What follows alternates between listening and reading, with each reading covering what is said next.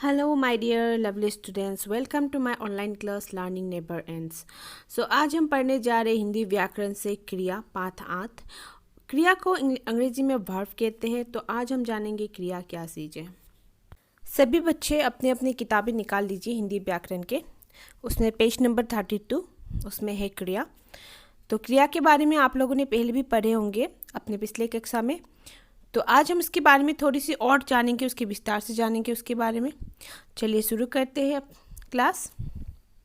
आपकी किताब में पहले पेज में 3 पिक्चर है, यहाँ पे ऊपर देख रहे हो आप लोग, और उसमें रेड कलर में और ब्लैक कलर में लिखे गए हैं। चलिए उस पिक्चर को आप देख लीजिए एक बार। अब देखते हैं उसमें क्या लिखा हुआ। नीचे जो लिखा है, पहला, शेर डरा रहा है, रेल चल रही है, सर्दी पड़ रही है। ऊपर लिखे वाक्यों में रंगीन शब्दों से किसी न किसी कार्य के होने या करने का पता चल रहा है।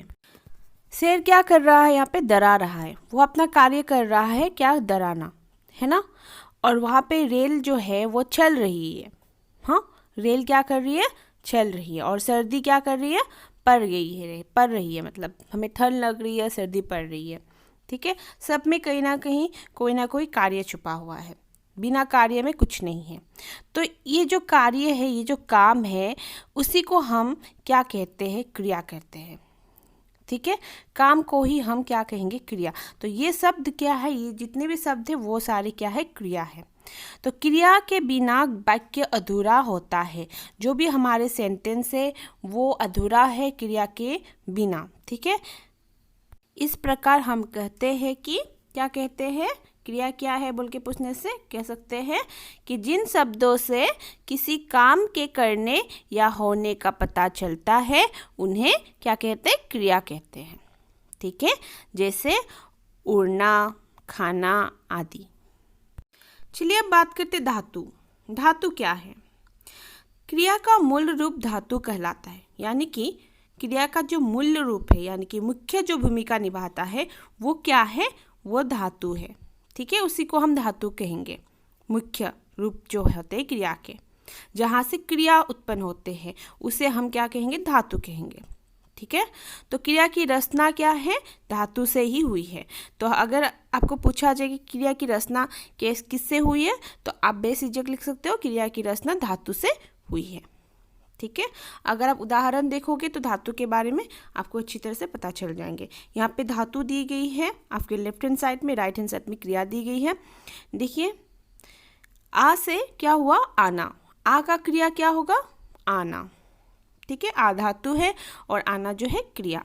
ठीक उसी तरह बोल से बोलना, जा से जाना, लिख से लिखना, घूम से घूमना और गा से गाना।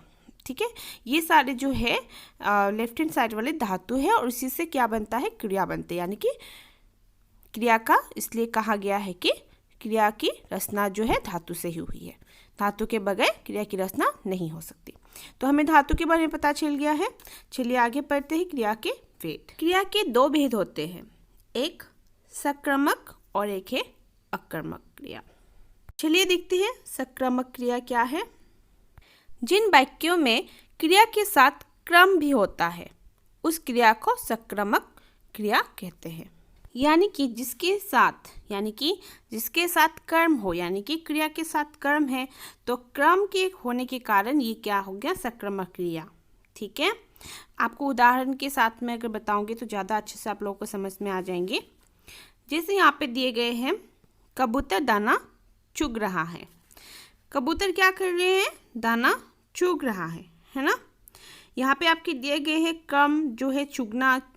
ठीक है, और क्रिया क्या है? चुग रहा है। कार्य क्या कर रहा है? चुग रहा है ना।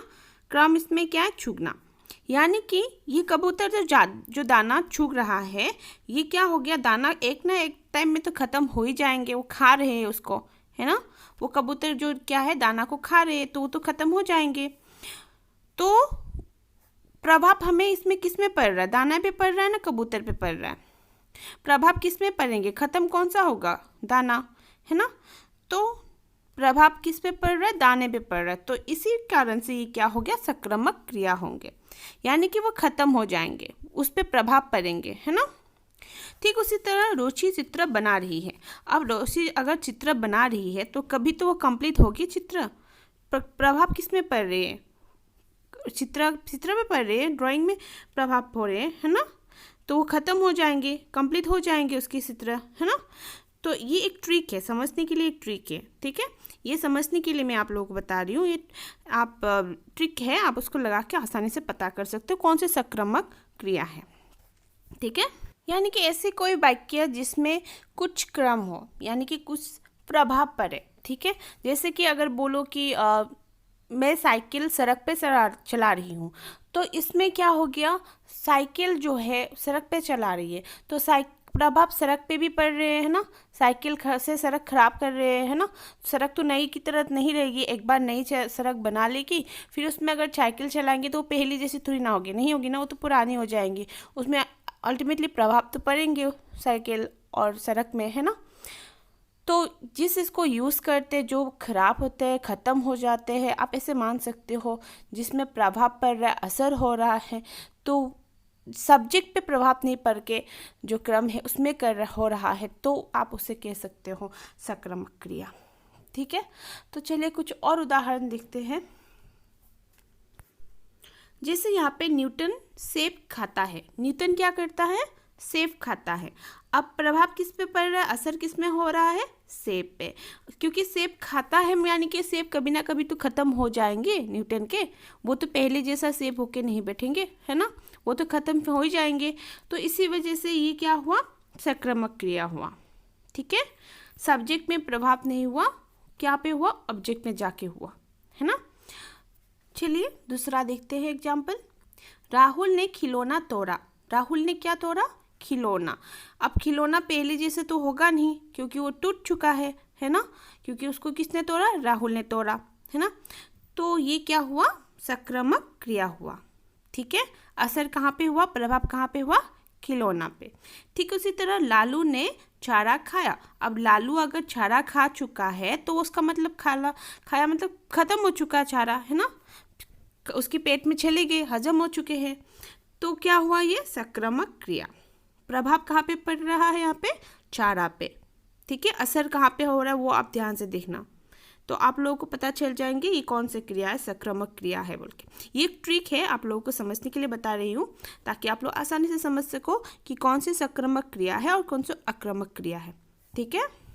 ये सारे थे मेरी तरफ से ट्रिक सक्रमक क्रिया को पहचानने के।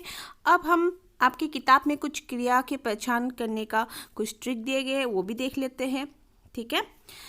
सक्रमक क्रिया की पहचान क्रम से होती है, यानी कि उसके कार्य से होती है सक्रमक क्रिया की पहचान।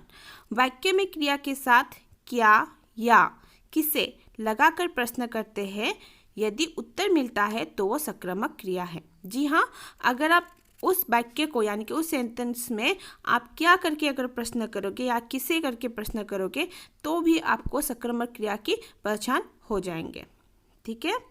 जैसे कि यहाँ पे दिए गए हैं बच्चे रस पीते हैं, तो अगर इसमें क्या प्रश्न लगाया जाए तो उसमें उत्तर आपको मिल जाएंगे। बच्चे क्या पीते हैं, अगर आप लगाओगे प्रश्न तो उसमें रस मिलेंगे उस जवाब में, तो ये क्या हुआ, जवाब हमें मिल रहा है, तो उसका मतलब क्या हुआ, ये सक्रमक क्रिया है, ठीक है। ठीक उसी तरह ताऊ ने मुझे क्या दिया, गुब्बारा दिलाया, ठीक है। ताऊ ने मुझे गुब्बारा दिलाया। तो प्रश्न में अगर आप ताऊ ने किससे गुब्बारा दिलाया अगर ये पूछोगे तो आपको जवाब मिल जाएगा, जवाब में क्या मिलेगा, मुझे। तो ये क्या हुआ, सक्रमक क्रिया। तो इसी तरह से आप और एक तरीका है सक्रमक क्रिया को पहचानने के लिए, ठीक है। मैंने आप लोगों को दो तरीका दिया है, अभी तक बता दिया है कि सक्रमक क्रिया को हम लोग किस तरह से पहचान सकते हैं। पहला वाला मैंने ट्रिक आप लोगों को बता दिया है, और अभी दूसरा ट्रिक जो आपकी किताब में लिखे हैं आप ऐसे भी अपने खुद से सवाल करोगे तो जवाब आपको मिल जाएंगे, ठीक है। तो अब हम पढ़ते हैं दूसरा भेद जो है आक्रामक क्रिया। जिन वाक्य में क्रिया के साथ क्रम नहीं होता है उस क्रिया को आक्रामक क्रिया कहते हैं। यानी कि ऐसे कोई वाक्य यानी कि ऐसी कोई सेंटेंस जिसमें क्रिया के साथ क्रम नहीं होता है, ठीक है, क्रिया के साथ क्रम नहीं होता है, उसको हम क्या कहेंगे, आक्रामक क्रिया कहेंगे। तो ये आप उदाहरण के से ही ज़्यादा अच्छे से समझ पाओगे। चलिए एक उदाहरण देख लीजिए, आपके बुक्स में है। राधा गा रही है। राधा क्या कर रही है यहाँ पे, गा रही है। अब गा रही है क्या हो गया, क्रिया हुआ। क्रम क्या है, कुछ भी नहीं, ठीक है, क्रम यहाँ पे कुछ नहीं है। पर राधा क्या है, यहाँ पे सब्जेक्ट है, और गा रही है क्या है, वर्ब है, यानी कि क्रिया है। तो इसमें प्रभाव किस पे पड़ रही है, राधा पे। फर्क किस में पड़ रही है, राधा पे, है ना, क्योंकि राधा गा रही है। तो ये क्या हुआ, आक्रामक क्रिया हुआ। चलिए मैं और कुछ उदाहरण दे देती हूँ आपको अपनी तरफ से, तो आप लोगों को ज़्यादा अच्छी तरह से क्लियर हो जाएंगे। घोड़ा दौड़ता है। घोड़ा क्या कर रहे हैं यहाँ पे, दौड़ता है, ठीक है, घोड़ा दौड़ रहा है। तो यहाँ पे फर्क कहाँ पे पड़ रहे हैं, घोड़े पे, ठीक है। असर कहाँ हो रहा है, घोड़े पे, क्योंकि वो दौड़ रहे हैं ना, या दौड़ता है, ठीक है। तो इसीलिए ये क्या हुआ, आक्रामक क्रिया। ठीक उसी तरह हम रात भर सोते रहे। कौन रात भर सोते रहे, हम। तो प्रभाव किस पे पड़े, सब्जेक्ट। सब्जेक्ट कौन है यहाँ पे, हम, है ना। तो इसी कारण से क्या हुआ, आक्रामक क्रिया। यानी कि आप समझ लो, जिसमें आप सब्जेक्ट में अगर प्रभाव पड़ रहे हैं तो वो क्या हो गया, वो आक्रामक क्रिया होंगे, ठीक है, सिंपल बात है। तो आप इस तरह से आप समझ सकते हो आक्रामक क्रिया के बारे में। चलिए और आपके बुक्स में आक्रामक क्रिया को पहचानने के लिए कुछ तकनीक दी गई है, वो भी देख लेते हैं। आक्रामक क्रिया की पहचान। वाक्य में आक्रामक क्रिया की पहचान करने के लिए क्या लगाकर प्रश्न करते हैं। यदि उत्तर ना मिले तो वो क्या होंगे, आक्रामक क्रिया कहेंगे उसको, ठीक है। तो वो आक्रामक क्रिया है। तो आपको कहा गया है, अगर आक्रामक क्रिया को पहचानना है तो इसमें आप क्या लगा सकते हो। अगर प्रश्न में अगर जवाब में आपको उत्तर नहीं मिलते हैं तो आपको उसमें क्या पता चल जाएंगे कि वो आक्रामक क्रिया है बोल के। जैसे यहाँ पे एक उदाहरण दिया गया, सुधीर जा रहा है। तो आप इसमें क्या लगा के प्रश्न कर सकते हो, सुधीर क्या जा रहा है। अगर आपको इसमें उत्तर नहीं मिल रही है, यानी कि कोई उत्तर नहीं मिला, तो उसका मतलब ये क्या हुआ, आक्रामक क्रिया हुआ। आप मेरी ट्रिक से भी इसमें देख सकते हो, सुधीर जा रहा है, यानी कि सब्जेक्ट कौन है यहाँ पे, सुधीर है। तो सुधीर पे क्या हो रहे हैं, असर हो रहे हैं, प्रभाव पड़ रहे हैं। आप ऐसे भी देख सकते हो, ठीक है। अब दूसरा उदाहरण यहाँ पे दिए गए हैं, तोते उड़ रहे हैं। अब यहाँ पे प्रश्न क्या है, तोते क्या उड़ रहे हैं। तो कोई उत्तर उसमें नहीं मिलेंगे आपको, तो आप उससे क्या कहेंगे, आक्रामक क्रिया।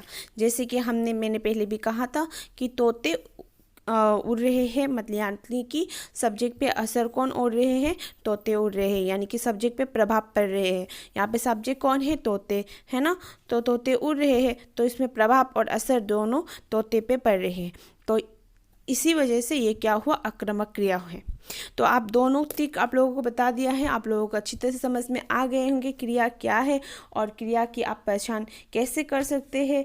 सकारात्मक और आक्रामक क्रिया की पहचान आप कैसे कर सकते हैं, वो आप आसानी से अभी ढूंढ पाओगे। आपको एग्जाम में आएंगे तो आपको कोई दिक्कत नहीं होगी क्रिया की पहचान करने के लिए, ठीक है। तो आज हम लोगों ने क्रिया के बारे में बहुत कुछ समझा, जाना, है ना, और क्रिया के भेदों के बारे में भी समझा, ठीक है। तो आज के लिए इतना ही। आप लोगों को अच्छा लगा शायद मेरी क्लास। अगर आप लोगों को कुछ भी कन्फ्यूजन हो, आप लोग मुझे पूछ सकते हो, पर आशा करती हूँ कि इससे आप लोगों की जितनी भी जानकारी आपको चाहिए थी क्रिया की, वो आप लोगों को मिल गई होगी। तो childrens, take cares and bye bye, और thanks for watching my video. अगर आप लोगों को मेरी वीडियो अच्छी लगी तो लाइक कर देना, ठीक है। तो इससे मुझे समझ में आ जाएंगे कि मैंने अच्छी तरह से आप लोगों को समझाया है और आप लोग भी अच्छी तरह से उसे समझ पाए हो, ठीक है।